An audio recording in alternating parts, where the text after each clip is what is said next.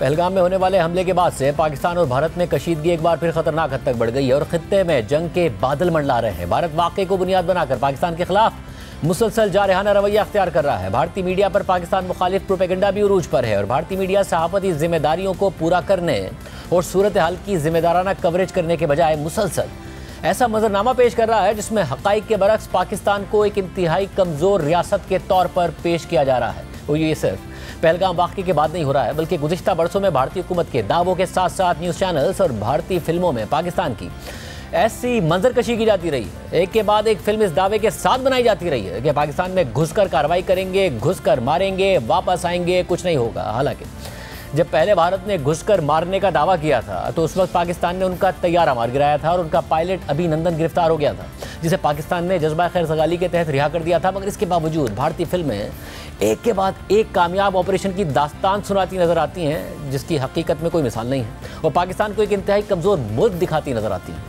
और भारतीय अवाम की ऐसी जहन साजी की वजह से मोदी हुकूमत पर दबाव बढ़ रहा है कि पाकिस्तान इतना ही कमज़ोर है जितना भारतीय मीडिया और फिल्मों में दिखाया गया है, तो कार्रवाई क्यों नहीं करते। इस वक्त मोदी हुकूमत खुद भी पाकिस्तान के खिलाफ नफरत अंगेजी और प्रोपेगेंडा के आगे जवाबदेह बन गई है, जिसका कई सालों से प्रचार किया गया है। लेकिन पाकिस्तानी मीडिया बिलुमूम और ये प्रोग्राम खास तौर पर अपने प्लेटफॉर्म से पाकिस्तान की रियासत और मुआशरे की खराबियों को हाईलाइट करता रहा है।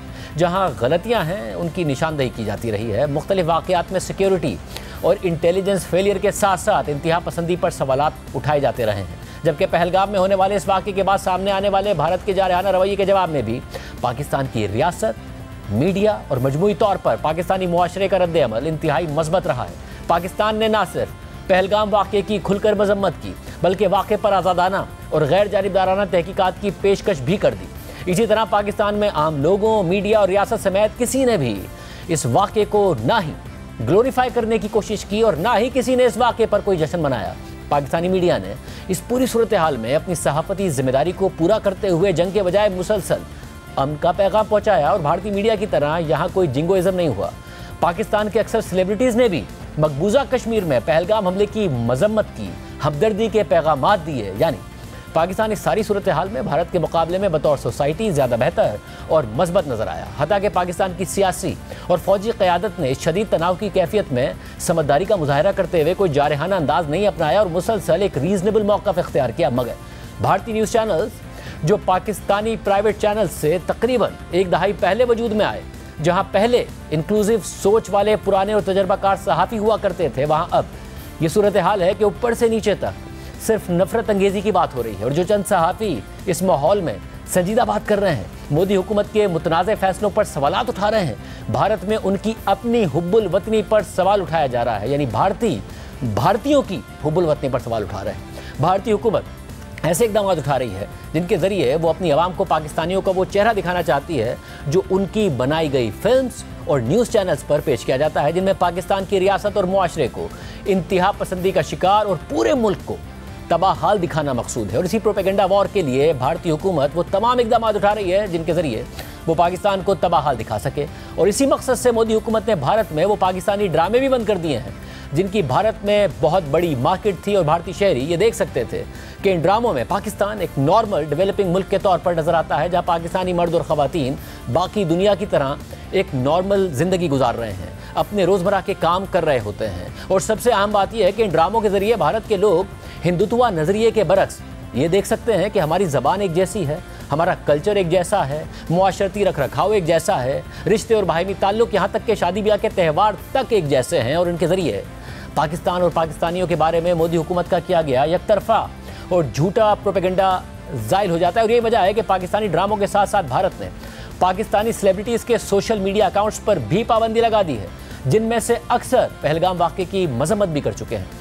जिन सेलिब्रिटीज़ के सोशल मीडिया अकाउंट्स ब्लॉक किए गए हैं उनमें माहिरा खान, हानिया आमिर, सनम सईद, सज्जल अली, इकरा अजीज़ और बिलाल अब्बास जैसे बड़े नाम शामिल हैं। ये सेलिब्रिटीज़ कोई नफरत अंगेज़ी नहीं करते, बल्कि इंस्टाग्राम पर ना सिर्फ अपनी बल्कि पाकिस्तानियों की रोज़मर्रा की ज़िंदगी और हालात दिखाकर मोदी हुकूमत के प्रोपेगेंडे को एक्सपोज करने में अहम किरदार अदा करते हैं। और आज तो बाबर आज़म, शाहिद आफरीदी, फवाद खान और आतिफ असलम के अकाउंट्स पर पाबंदी की खबरें खुद भारतीय मीडिया फ़ख्र से नशर कर रहा है। हालांकि आम पाकिस्तानियों की ज़िंदगी में भी भारत का किरदार इंतहाई कम है।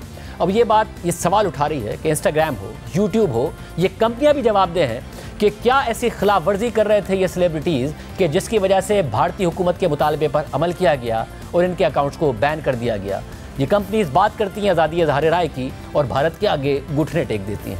पाकिस्तान में जैसा कि बात हो रही है कि भारत का इतना बड़ा किरदार नहीं है, खासतौर पर पाकिस्तान की मजबूरी समाजी ज़िंदगी में ये किरदार ना होने के बराबर है। और पाकिस्तानी मीडिया पर भी किसी कशीदगी और संजीदा सूरत हाल के अलावा आम हालात में भारत बहुत ज़्यादा डिस्कस नहीं होता है, बल्कि आम हालात में पाकिस्तानी मीडिया पर भारत की कवरेज 5% से भी कम है। मगर भारतीय मीडिया का महवर अक्सर पाकिस्तान ही होता है।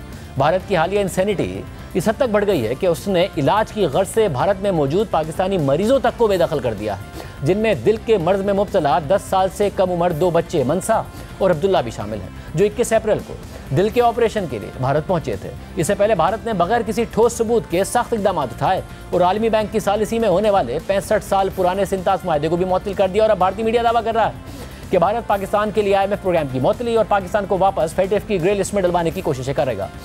इस सारी सूरत हाल से ये बात भी वाज़ेह हो गई है कि हालिया कुछ अरसे के दौरान हमारे लिए बतौर पाकिस्तानी शायद ये उन चंद लम्हात में से एक लम्हा है जिसमें हम अपने आप को भारतीय माशरे से बेहतर समझते हैं और इस सूरत हाल में पाकिस्तान का एक बेहतर इमेज सामने आता हो। हमारे लिए बतौर सोसाइटी यही चीज़ बेहतर है कि हम वॉर मॉन्गरिंग और कशीदगी बढ़ाने के बजाय अमन और तरक्की को फ़रोग़ दें।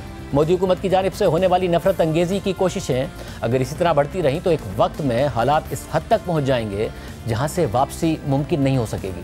और अगर दोनों ममालिक के दरमियान किसी मुश्तरका हल पर इत्तफाक भी हो गया तो शायद भारतीय अवाम उसे कबूल करने पर राज़ी नहीं होंगे और इस बात का नतीजा बहुत ही ख़तरनाक हो सकता है। मगर भारत में पाकिस्तान के खिलाफ हर्जा सिराई कोई नई बात नहीं है, बल्कि भारतीय मीडिया और फिल्मों में पाकिस्तान के खिलाफ मनफी प्रोपेगेंडा और इसे तबाहाल और कमज़ोर मुल्क के तौर पर पेश करने का रुझान एक तवील अरसे से मौजूद है। और पाकिस्तान का मौजू हर वक्त भारतीय मीडिया में ज़ेर बहस रहता है। हमने 2016 में भी भारतीय सहाफ़ी राहुल कंवल के सामने यही बात रखी कि भारतीय अवाम की इस तरह जहन साजी की जा रही है, जिस जंगी जनून की तरफ भारतीय मीडिया बयानिए को लेकर जा रहा है, इससे वापसी खुद भारतीय हुकूमत के लिए भी मुश्किल हो जाएगी और अमन की कोई उम्मीद नहीं रहेगी।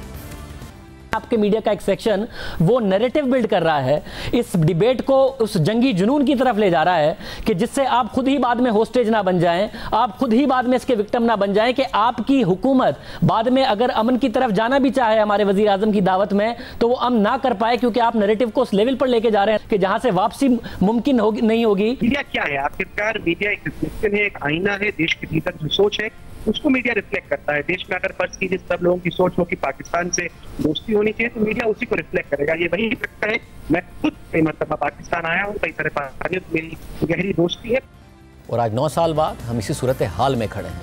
पुलवामा और पहलगाम जैसे वाक़े के बाद भारतीय मीडिया में पाकिस्तान को मुसलसल दहशतगर्दों की पनाहगाह के तौर पर पेश किया गया और अक्सर भारतीय चैनल संजीदा सहाफ़त के बजाय जज्बाती नारों, चीखते हुए एंकर्स और हुब्बुल वतनी के नाम पर नफरत अंगेज मवाद को फ़रोग़ देते रहे। इस बयानिए के नतीजे में आम भारतीय नाजरीन के जहन में पाकिस्तान को एक ख़तरनाक, पसमानदा और दहशतज़दा मुल्क के तौर पर पेश किया जाता रहा है और ये सिलसिला अब भी जारी है, जिसकी वजह से दोनों ममालिक के अवाम के दरमियान नफरत को फ़रोग़ मिल रहा है। और भारत में एक ऐसी नस्ल पैदा हो रही है जो समझती है कि पाकिस्तान एक कमज़ोर तरीन मुल्क है और भारत एक अजीम और ताकतवर मुल्क है, इसलिए भारत को फौरी तौर पर पाकिस्तान पर हमला करके उसे सबक सिखाना चाहिए। इस सारी सूरत हाल में भारत के अपने अंदर से ये सवालात उठ रहे हैं कि अगर वाकई पाकिस्तान इस कदर कमज़ोर है तो आप हमला क्यों नहीं करते, फौरी तौर पर क्यों नहीं करते, समंदर से क्यों नहीं करते, हवा से क्यों नहीं करते, ज़मीन से क्यों नहीं करते। और यही वजह है कि भारतीय वज़ीर आज़म नरेंद्र मोदी पर भी दबाव बढ़ रहा है, मगर माज़ी करीब के हक़ाइक़ भारतीय न्यूज़ मीडिया, बॉलीवुड के दावों और बीजेपी के दावों के बरक्स हैं। क्योंकि 2019 में पुलवामा हमले के बाद भी भारत के अंदर से इसी तरह के हॉकिश बयान सामने आए और मोदी हुकूमत ने बालाकोट में दहशतगर्दों के खिलाफ नाम निहाद सर्जिकल स्ट्राइक्स का दावा कर दिया। फिर इसके बाद पाक फ़िज़ाइया ने एक भारतीय जहाज़ मार गिराया था और उसके पायलट अभिनंदन को गिरफ्तार कर लिया था, जिसे बाद में जज्बा खैर सगाली के तहत रिहा कर दिया गया। मगर इसी पायलट को भारतीय मीडिया एक कामयाब हीरो के तौर पर पेश करता है। भारत अपनी फिल्मों और मीडिया के जरिए से नाम निहाद सर्जिकल स्ट्राइक्स को बढ़ा चढ़ाकर पेश करता है और हालिया कुछ अरसे में ऐसी फिल्मों की तादाद में इजाफा सामने आया है। जैसे 2024 में भारत में फाइटर के नाम से एक प्रोपेगेंडा फिल्म बनाई गई। ये फिल्म भारतीय वज़ीर आज़म नरेंद्र मोदी के करीबी दोस्त और भारतीय बिजनेसमैन मुकेश अंबानी की कंपनी वायाकॉम 18 के बैनर से रिलीज़ हुई थी और इस फिल्म का एजेंडा मुकम्मल तौर पर पाकिस्तान मुखालिफ था। ये उन चंद फिल्मों में से एक है जिनमें ऋतिक रोशन जैसे बॉलीवुड के बड़े नाम ने ना सिर्फ काम किया बल्कि इसमें उनके पाकिस्तान मुखालिफ तज़हीक आमेज़ डायलॉग्स भी रखे गए थे। इस फिल्म में दिखाया गया कि भारत में होने वाली दहशतगर्दी के पीछे पाकिस्तान ही का हाथ रहता है और भारतीय फ़ौज और फ़िज़ाइया पाकिस्तान से बहुत आगे है। ऋतिक रोशन के अलावा बॉलीवुड स्टार दीपिका पादुकोण भी इस फिल्म की कास्ट में शामिल थी, जिनकी अपनी फिल्में माजी में हिंदू इंतहा पसंदी का निशाना बन चुकी हैं। इसी तरह मुकेश अंबानी के ही प्रोडक्शन हाउस जियो स्टूडियोज के बैनर से बनाई जाने वाली 2025 की फिल्म द डिप्लोमेट में पाकिस्तान को एक ऐसा मुल्क दिखाया गया जहां आम लोग क्लाशनकोव जैसे हथियारों से लैस होकर जगह जगह घूम रहे होते हैं। 2025 में मुकेश अंबानी के जियो स्टूडियोज के बैनर से ही बनने वाली एक और फिल्म स्काई फोर्स में भी पाकिस्तान मुखालिफ प्रोपेगेंडा किया गया। फिल्म में भारतीय एयरफोर्स को पाक फिजाइया के मुकाबले में बेहतरीन एयरफोर्स के तौर पर पेश किया गया। 1971 की पाक भारत जंग के पस मंजर में बनाई गई इस फिल्म में पाक फिजाइयों को जंगी जारियत करते हुए दिखाया गया और फिल्म की इब्तिदा में ऐसे मनाजिर दिखाए गए कि पाकिस्तान की एयरफोर्स ने भारतीय एयरबेसिस पर गैर एलानिया हमला कर दिया। इस फिल्म को भारतीय ऑडियंस ने रिजेक्ट कर दिया और ये फिल्म ना सिर्फ फ्लॉप हुई बल्कि इस फिल्म को लेकर भारतीय फिल्म ट्रेड एनालिस्ट कोमल निहाता ने यह इंकशाफ भी किया था कि इस फिल्म की रिलीज के इब्तिदाई दिनों में इसके बॉक्स ऑफिस नंबर्स को मैनिपुलेट करके बड़ा चढ़ाकर पेश किया गया ताकि आवाम को लगे कि फिल्म को बहुत ज़्यादा देखा जा रहा है। इसी तरह 2023 में मिशन मजनू नामी बॉलीवुड फिल्म सामने आई थी और इस फिल्म में मरकजी किरदार अदा करने वाले सिद्धार्थ मल्होत्रा भारतीय एजेंट बने हुए थे। इस फिल्म में पाकिस्तान मुखालिफ प्रोपेगेंडा इस कदर मजे का खेज था कि उसको देखने वालों ने फिल्म बनाने वालों का शदीद मजाक उड़ाया था, भारत में उड़ाया था। जैसे इस फिल्म में सिद्धार्थ मल्होत्रा को आसानी के साथ पाकिस्तान के अंदर ऑपरेट करते हुए दिखाया गया। इसी तरह फिल्म में दिखाए जाने वाले पाकिस्तानी जौहरी तंसीबात को सब्ज रंग वाली एक इमारत के तौर पर दिखाया गया, जिसे भारतीय ऑडियंस ने मजे का खेज करार दिया था। ये चंद फिल्म तो गुज़िश्ता 2 सालों के दौरान सामने आई हैं, मगर गुज़िश्ता 10 सालों के दौरान भारत में इन्हीं मौज़ूआत पर फिल्में बन रही हैं और पाकिस्तान मुखालिफ ऐसी फिल्मों की तादाद में इजाफा देखा गया और कुछ ऐसी फिल्में बनाई गई हैं जो नरेंद्र मोदी के मुतनाज़ हुकूमती इक़दामात की तौसीक करती हैं और कुछ फिल्मों में बराह रास्त मुसलमानों को निशाना बनाया गया है।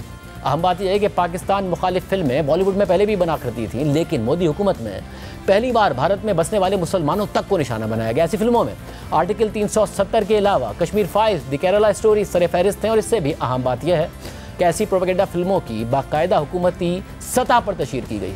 मुसलमानों को निशाना बनाती propaganda film the Kerala story का जब ट्रेलर रिलीज़ हुआ तो इसमें दावा किया गया कि यह फिल्म उन 32,000 केरला से ताल्लुक़ रखने वाली ख़वातीन की कहानी है जो मजहब तब्दील करके दाइश के लिए काम करते हुए पकड़ियाँ मारी गई थी। मगर हकीकत में केरला से ताल्लुक़ रखने वाली सिर्फ 3 ख़वातीन का इस हवाले से किरदार सामने आया था, लेकिन इस फिल्म में इस आदाद शुमार को 3 से बढ़ाकर 32,000 कर दिया गया और इसके इर्द गिर्द इतना बड़ा तनाज़ा खड़ा हो गया कि मगरबी बंगाल रियासत ने केरला स्टोरी को दिखाए जाने पर पाबंदी लगा दी थी और ये मामला भारतीय सुप्रीम कोर्ट तक पहुंच गया था और भारतीय सुप्रीम कोर्ट ने फिल्म के प्रोड्यूसर को इस शर्त पर फिल्म की नुमाइश की इजाज़त दी थी कि वो फिल्म से पहले ये डिस्क्लेमर दें कि उनके पास 32,000 ख़वातीन के इस्लाम कबूल करने और दाइश में शामिल होने के हवाले से कोई मुसद्दिका मालूमात नहीं है और ये एक फिक्शनल फिल्म है। मगर इसके बावजूद केरला स्टोरी फिल्म की तशहीर भी खुद भारतीय वज़ीर आज़म नरेंद्र मोदी ने की और अपनी इंतखाबी तकरीर में की।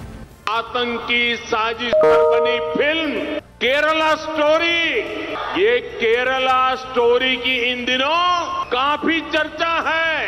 कहते हैं केरला स्टोरी सिर्फ एक राज्य में हुई आतंकवादियों की छद्म नीतियों की साजिशों पर आधारित है। आतंकी साजिश का खुलासा ये केरला स्टोरी फिल्म में, केरला फाइल्स फिल्म में उसे किया गया है। और देश का दुर्भाग्य देखिए कि कांग्रेस आज समाज को तहस नहस करने वाली इस आतंकी प्रवृत्ति के साथ खड़ी हुई नजर आ रही है।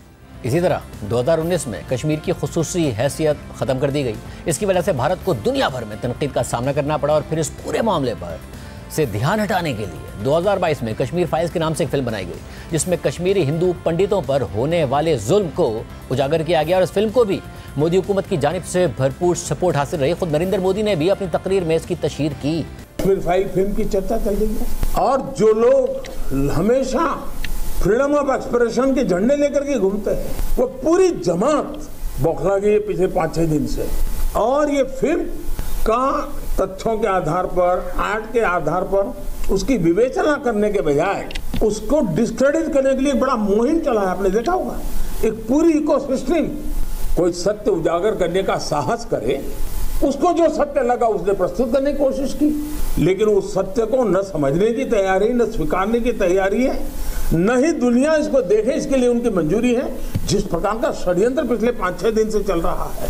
मेरा विषय कोई फिल्म नहीं है, मेरा विषय है कि जो सत्य है उसको सही स्वरूप में देश के सामने लाना देश की भलाई के लिए होता है। मकबूजा कश्मीर की खुसूसी हैसियत और वहाँ पर भारतीय फौज के मसालिम को छुपाने के लिए एक और फिल्म आर्टिकल 370 बनाई गई, जिसमें भरपूर कोशिश की गई कि किसी तरह ये बताया जाए कि ये सब करना मुल्क के बेहतर मुफाद में ज़रूरी था और नाइंसाफ़ी के बगैर बीजेपी हुकूमत ने ये सब किया। दिलचस्प बात यह है कि ये फिल्म गुज़िश्ता साल फरवरी में रिलीज़ हुई थी, यानी भारतीय इलेक्शन से तकरीबन 2 महीने पहले, और वज़ीर आज़म मोदी ने इस फिल्म की तशहीर भी खुद अपनी तकरीर में की थी। सुना है शायद इसी हफ्ते ये 370 को लेकर के कोई फिल्म आने वाली है। मुझे लगता है आपका जय जयकार होने वाला है पूरे देश में। मुझे पता नहीं है फिल्म कैसी है, अच्छा है, लोगों को सही जानकारी मिलने में काम आएगी।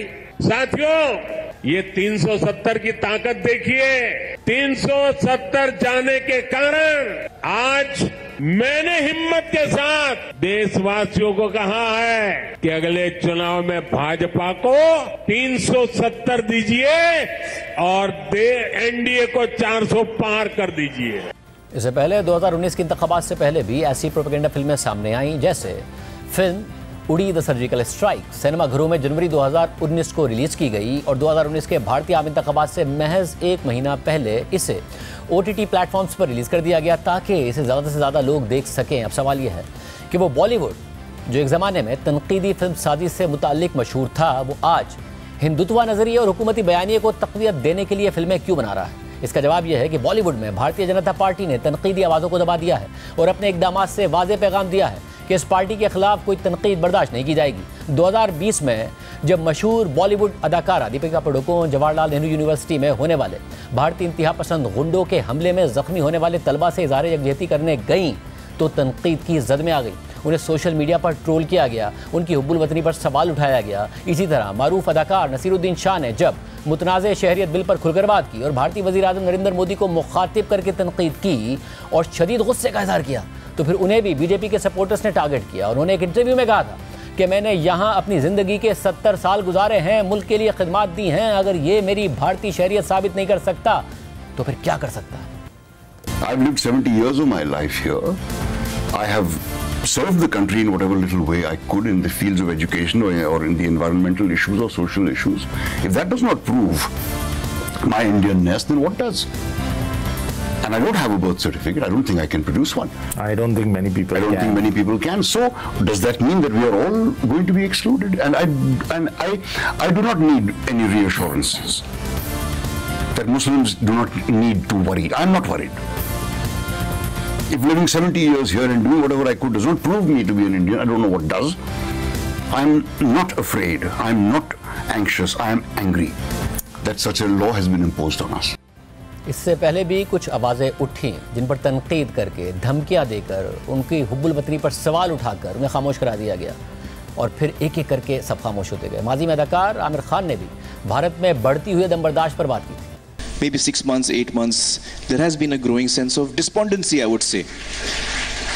I mean, when I sit at home and talk to Kiran, you know, Kiran and I have lived all our lives in India. For the first time, Kiran says, should we move out of India? Now, that's a disastrous and very big statement for Kiran to make to me.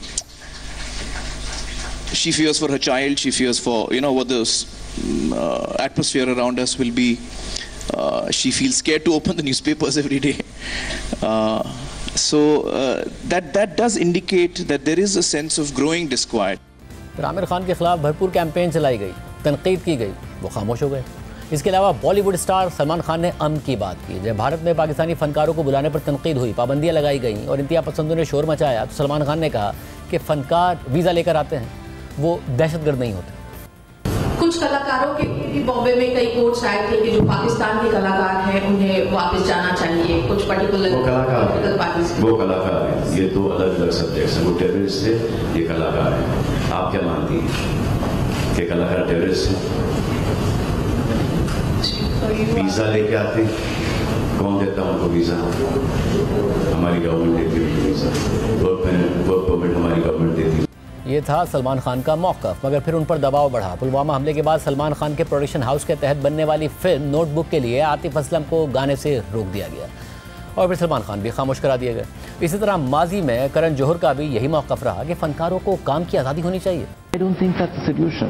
I really don't believe it's a solution. I believe there are larger forces that have to kind of come together to sort situations out, and this cannot be banning talent or art or the arts. It's not, according to me, a solution. But and you don't agree with the call for a cultural boycott of Pakistani artists? Well, you don't think it solves the issue of terrorism? I don't think it's going to solve. Agreeing or disagreeing is not the stand I'd like to take. I don't think it's that the solution. I ask anybody. I ask you that. I don't think it is. और फिर करण जौहर ने अपनी film ए दिल है मुश्किल में पाकिस्तानी अदाकार फवाद खान को कास्ट किया, लेकिन उड़ी हमले के बाद पाक भारत कशीदगी की वजह से उन पर दबाव पड़ा, तनकीद हुई, तो उन्हें अपने माजी के मौक़िफ़ से पीछे हटना पड़ा और फिल्म में फवाद खान के सीन्स को एडिट तक करना पड़ा और आइंदा किसी पाकिस्तानी फ़नकार को अपनी फिल्म में कास्ट ना करने का वादा भी करना पड़ा। बॉलीवुड स्टार शाहरुख खान को भी तनकीद का निशाना बनाया गया, तो उन्होंने मौक़िफ़ इख्तियार किया था कि वो फ़नकार हैं और इससे फ़र्क नहीं पड़ना चाहिए कि उनका ताल्लुक़ कहाँ से। कैसा वोट बैंक यार, ये नॉनसेंस है। पढ़े लिखे हो जाओ, आगे बढ़ो। और रिलीजन मतलब जेन्युइनली किसको किस आपके नेबर है, मैं आपके साथ बैठ के, आप हिंदू हैं, मुसलमान हैं, आप मुंबई से हैं, मैं दिल्ली से, क्या फर्क पड़ता है यार। आपके पिताजी पाकिस्तान से आए। हाँ, मतलब ये इसमें कोई मिसाल नहीं होनी चाहिए, नॉर्मल होना चाहिए। हम देशवासी हैं सबके सब, सबने एक दूसरे शादी की, प्यार किया, मोहब्बत की, कोई फर्क नहीं पड़ता। और फिर शाहरुख खान को भी नहीं बख्शा गया, उनकी हुब्बुल वतनी पर सवालात उठाए गए, जिसके बाद वो भी खामोश हो गए। एक एक करके तमाम फिल्मी सितारे खामोश हो गए। दीगर तबकों की तरह उन्होंने कॉम्प्रोमाइज़ कर लिया। ऐसा माहौल बनाया गया जिसमें जंग की बातें करने वालों की हौसला अफजाई होने लगी और अमन की बातें करने वालों को खामोश कराया जाने लगा। इख्तिलाफ राय को दबाया गया, जिस किसी ने भी इख्तिलाफ किया उसे गद्दार करार दिया गया, जिसने सच बोला उसे मुल्क दुश्मन करार दे दिया गया। भारत में हुब्बुल वतनी की एक नई तारीफ ने जन्म ले लिया जिसमें सच की गुंजाइश नहीं है। और अब इसी माहौल में भारत में पाकिस्तान के साथ एक और जंग के लिए माहौल बनाया जा रहा है। और अब पहलगाम वाक़े के बाद फवाद खान की भारतीय फिल्म अबीर गुलाल की रिलीज़ भी ख़तरे में पड़ गई है। फिल्म अबीर गुलाल की रिलीज़ हिंदू इंतहा पसंदों की जानिब से शुरू से ही तनाज़े का शिकार रही, लेकिन इस सब के बावजूद फिल्म का टीज़र गाना भी रिलीज़ किया गया। ताहम अब पहलगाम वाक़े के बाद Indian film and television directors association के सदर अशोक पंडित ने फिल्म की रिलीज़ की मुखालफत करते हुए कह दिया है कि फ़नकारों को पहले कौम का सोचना चाहिए। इसके अलावा federation of western India cinema employees के सदर BN तिवारी ने भी सख्त मौक़िफ़ इख्तियार करते हुए कहा है कि हम फिल्म अबीर गुलाल को भारत में रिलीज़ नहीं होने देंगे और अगर फिल्म रिलीज़ की गई तो फिल्म बनाने वालों के ख़िलाफ़ कार्रवाई भी की जाएगी। इस सब में हमारी रियासत और मुआशरे के लिए भी सबक है कि हमें उनकी तरह नहीं बनना है। मीडिया को तनकीदी सवालात उठाते रहना चाहिए और हुकूमती माउथ पीस बनकर मुआशरे में नफरत अंगेज़ी और जंगी जज्बात को हवा नहीं देनी चाहिए। खेल और आर्ट में सियासत को शामिल नहीं करना चाहिए। पाकिस्तान को अपने दिफा में मजबूत होना चाहिए और उसे दुनिया को ये बताना चाहिए कि वो अपने ऊपर होने वाले हर हमले का भरपूर जवाब दे सकता है, मगर हमें जिंगोइज़म और वॉर मॉन्गरिंग का जवाब अमन के पैगाम के साथ देना चाहिए। वरना मुआशरे अगर इंतहा पसंदी का शिकार हो जाए, जो कि भारत में नज़र आता है, तो लोग उन जंगों में अपनी फतह देखते हैं जिनमें सिर्फ इंसानियत को शिकस्त होती है।